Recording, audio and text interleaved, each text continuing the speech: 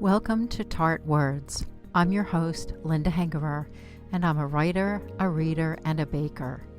I talk to writers about their latest book and what inspires them, chat with fellow author Suzanne Fox about what writers can learn from reading their favorite authors, and share fast and easy recipes for anyone looking for a sweet treat. Join me as I share tart bites, tart thoughts, and tart words.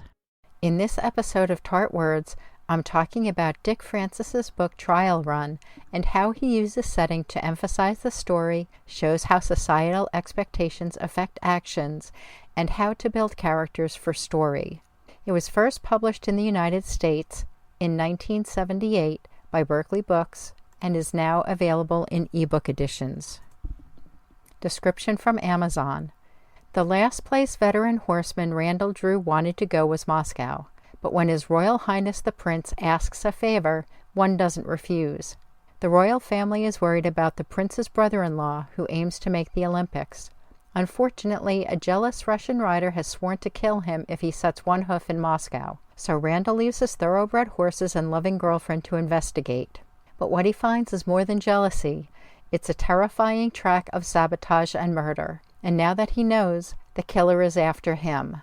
I've loved reading Dick Francis ever since I heisted one of my father's Dick Francis novels. In my recollection, I was 10, so the book was probably Forfeit or Inquiry. Over the years, my appreciation grew for Dick Francis, both as a reader and then as a writer, as I learned how to write. I think his newspaper experience gave him an economical writing style, and his decades as a jockey contributed to the backgrounds for his many stories. I'm not alone in my admiration for his writing.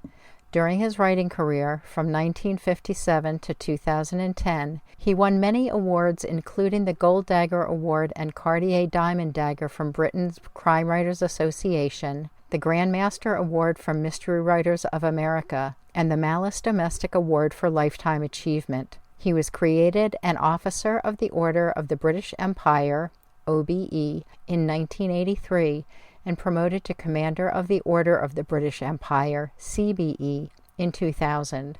Tufts University awarded him an honorary doctorate in 1991. All of his mysteries have horses and/or horse racing either tangentially or at their center.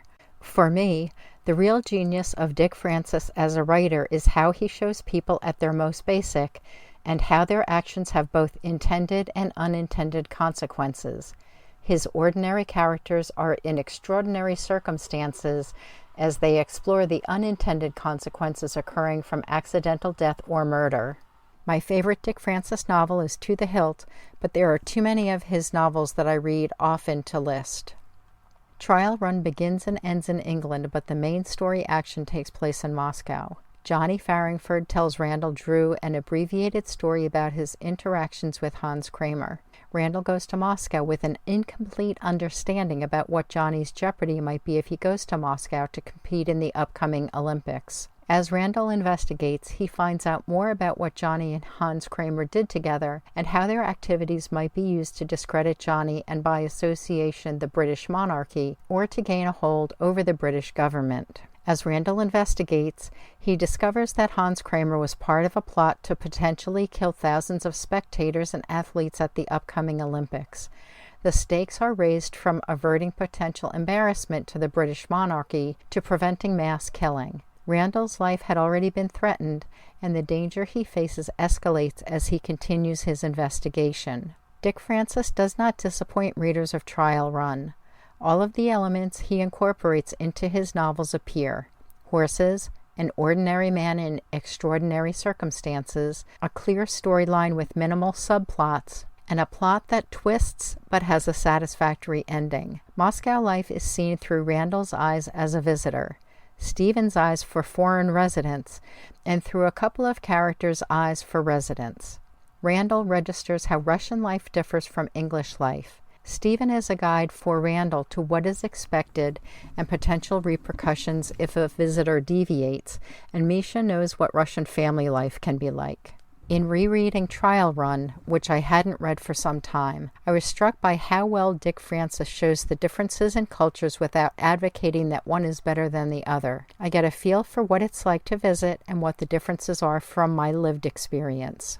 One reason why I reread favorite authors is my genuine love for their stories and their writing. Another is to dissect what makes them so readable and analyze how I can incorporate those techniques into my own writing. Reading Trial Run is a masterclass in how an acknowledged grandmaster of the genre sets things up and pays them off, how he builds characters to get the most out of story in an organic way, and how using societal expectations, British and Russian, can enhance the story. Takeaways for writers and exercises are in the show notes. Thank you for joining me this week. To view the complete show notes and the links mentioned in today's episode, visit tartwords.com/tart339. Before you go, follow or subscribe for free to the podcast to receive new episodes when they're released. Follow now in the app you're using to listen to this podcast, or sign up for email alerts through an easy sign-up form for bakers, readers, and/or writers at tartwords.com/about. Thank you again for joining me, Linda Hengerer, for this episode of Tart Thoughts.